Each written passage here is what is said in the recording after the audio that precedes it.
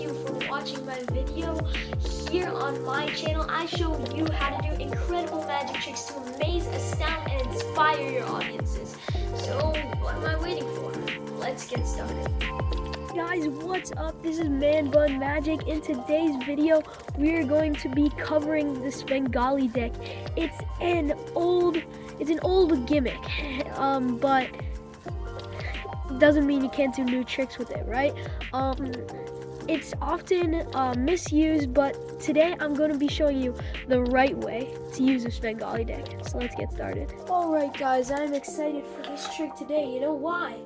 Because I am finally going to get to pick a card. It's such a nice feeling, and you are too spoiled. So let's see what my card is. My card is the seven of clubs. Okay. I'm gonna go ahead and I'm gonna put my card, the 7 of clubs, in the box, just like so, and it's gonna be in your view the entire time. Now I want you to choose a card, okay? So just say stop whenever you like. Right here, okay? Of course, if you were actually here, you could have said stop wherever you like, but here, put my face right here so you can see I'm not doing anything, right? Alright, so I want you to take a look at your card. I want you to think of it as hard as you can. I actually cannot see this card. And I'm getting a high card. I'm getting too many thoughts. Just simplify it, okay? Think of red or black, okay? Okay, I'm getting a darker, black, right? And I'm also getting a high card, so a 10, maybe. Yeah, 10, yeah, exactly. And it's not a spade. It's a club. It's the 10 of clubs, isn't it? Oh, yes. That was correct. Works like magic, right? If I flick the deck, sorry, the 10 of clubs is just gonna jump to the top just like this. Wait, this is my card. This is the 7 of clubs. If this is the 7 of clubs and I thought the 7 of clubs was there, then this must be the 10 of clubs, your card. Alright, so from there, I'm just gonna have you, or I'm just gonna have me, I guess, cut the deck a little bit, and if you were here, you could do this as well. And so now, what I'm going to have you do is think of any number, and this is literally a genuinely randomly selected, yeah. It's a random number, okay? So, let's just say you thought of 13. So 1, 2, 3, 4, 5, 6, 7, 8, 9, 10, 11, 12, and the 13th card is none other than the 10 of clubs. Give yourself a pat on the back. We just flipped the rules once again. You found your card, and it's not over yet. If we actually cut the deck a few times, losing your card somewhere in the middle, you're actually gonna, I think you're gonna be able to find your card again. So if we take a knife, right, and we wrap the deck in a mysterious shroud of darkness, just like so that you won't be able to see where you're putting the knife, but if you actually stick the knife inside, then you stuck it right at the 10 of clubs. Alright, so as you might have guessed, you are going to need a little bit of a special kind of deck, and I'll show you what type of deck this is. It's a Svengali deck, if you did not guess because of the description. If you want to buy some Svengali cards, which I highly suggest, I'll leave a link down in the description, and you can pay, trust me because I'm not getting paid. What was that? The check's coming on Saturday? Okay, great, thank you. And today we're going to be doing a little bit of a Svengali routine, because a lot of the time, it's just this. Watch, all of the cards have transformed into your selected card. But today, we're going to try and not let them know that this is a special deck at all. Because that move, I don't like it. Because it kind of just gives the whole thing away. So you'll see that half the cards are the 10 of clubs. And they're alternating. So 10 of clubs, random card. 10 of clubs, random card. 10 of clubs, random card. 10 of clubs. So you get the point, right? So, actually, another thing about the deck is that some of the cards are shorter than the others, right? So the force cards, the 10 of clubs, they're just a tiny bit shorter, and you can see the little difference there. It's about 1 millimeter. They're a little bit shorter than the other cards, and this is because it allows us to control where we are cutting, like so, or control when we're dribbling the deck or riffling the deck, right? And so once you know that, we can go ahead and get started with routine. So you are going to just put your Svengali deck in the box. I took this off for the performance, but I like to take a little piece of masking tape and write Svengali on it so you don't get it mixed up with your other decks when you're just trying to do a card trick without anything special. So you're gonna take the cards out of the box, right? And the thing about these is that you can actually shuffle them if you're careful, okay? So you want to make sure you're shuffling like this, like from the long edges, because controlling the long edges is how you control the cards. I like to split the trick into 3 parts. One is the first one is where the cards change places magically. So you're just going to give the deck a cut, okay? And then from there, you're gonna do a double lift, okay? And then show the second from top card. And this is a lot easier with this Svengali deck because it's a lot easier to grab the second from top card. And as you're sliding it off, bend it. So it's a lot trickier to notice that there are actually 2 cards. So once again, like this, the double lift, pulling off 2 cards as one, showing that card that you pulled off, saying, this is my card, right? Then you're gonna take the top card, which is secretly the 10 of clubs, and you're gonna put it in the box, okay?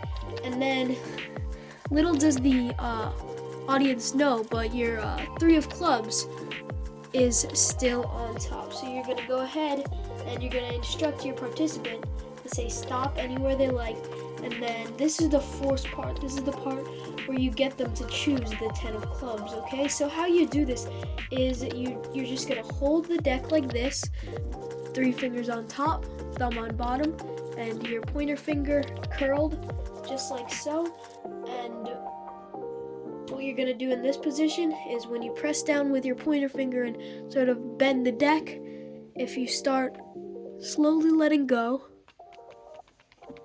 of the cards like so, and you tell them to say stop wherever they like, they should always end up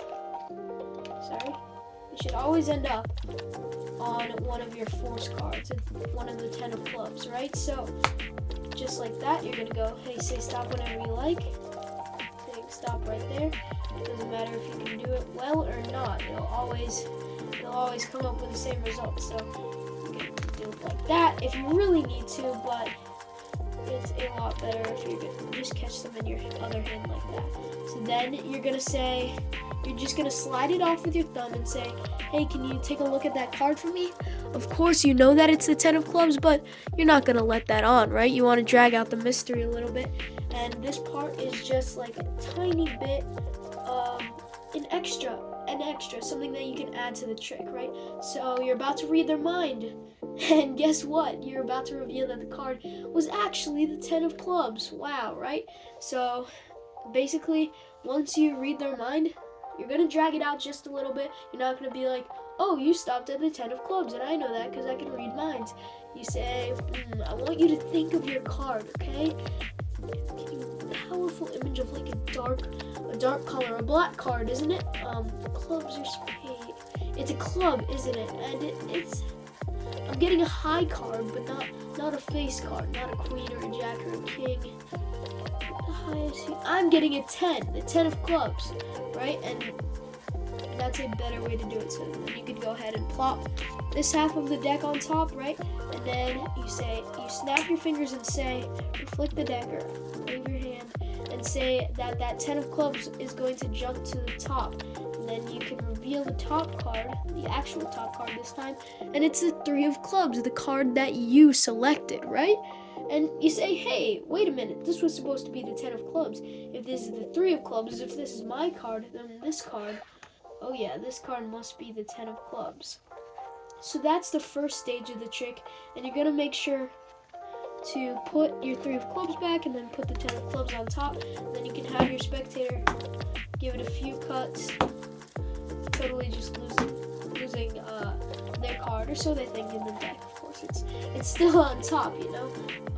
And if you're noticing, most people don't cut the cards like this, but if they do, all you have to do in the end is straighten things out just a little bit, is like that, okay? And so from there, what you do next is you instruct them to think of a number between 1 and 52. You want them to locate their own card, because in most tricks, magicians locate the card, but in this trick, they are going to locate their own card.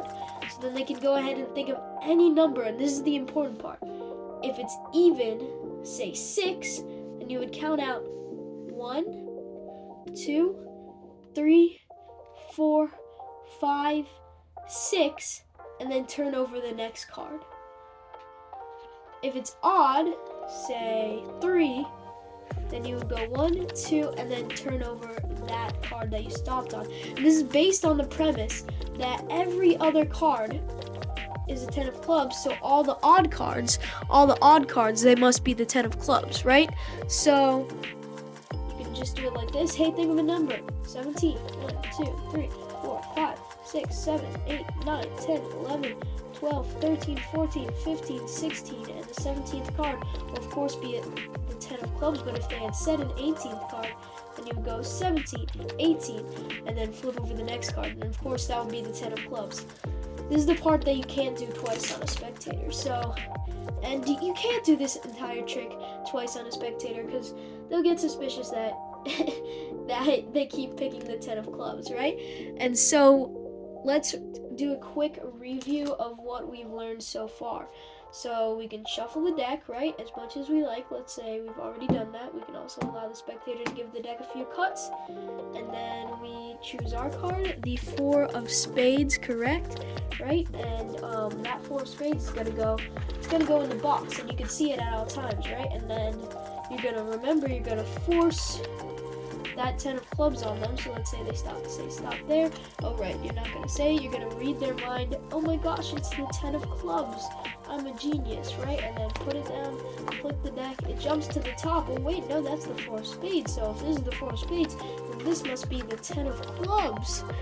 Look at that, wow. Okay, so then you give the deck a few cuts, and then now we go into the second part of the routine, remember? So think of any number.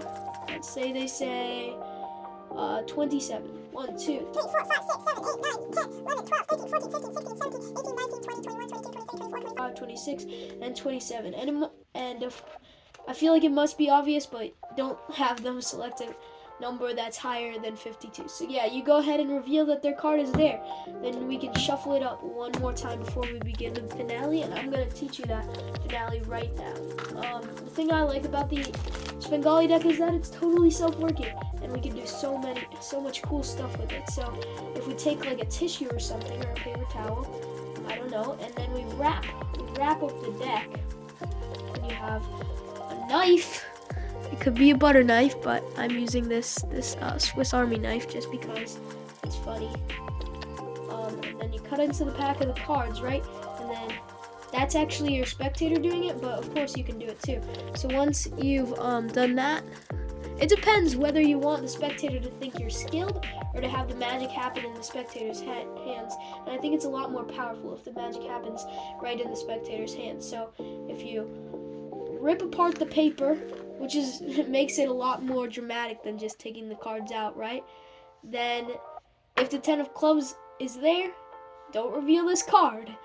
And say, it's your card, the 10 of clubs. But if the 10 of clubs isn't there, then you know that this must be their card. Then you can go ahead and reveal for a stunning ending that their card was none other than the 10 of clubs.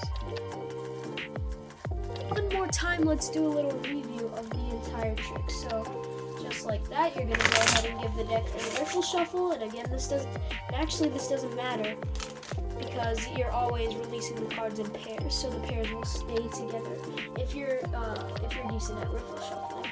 So from there, what you're going to do is you're going to have your card, the Queen of Clubs, and then you're going to take your card. So I think it's the Queen of Clubs, right? You know it's actually the 10 of Clubs, and then you can give it a few cuts if you like, and you have them select a card. Remember, you're sort of dribbling the cards into your other hand, right?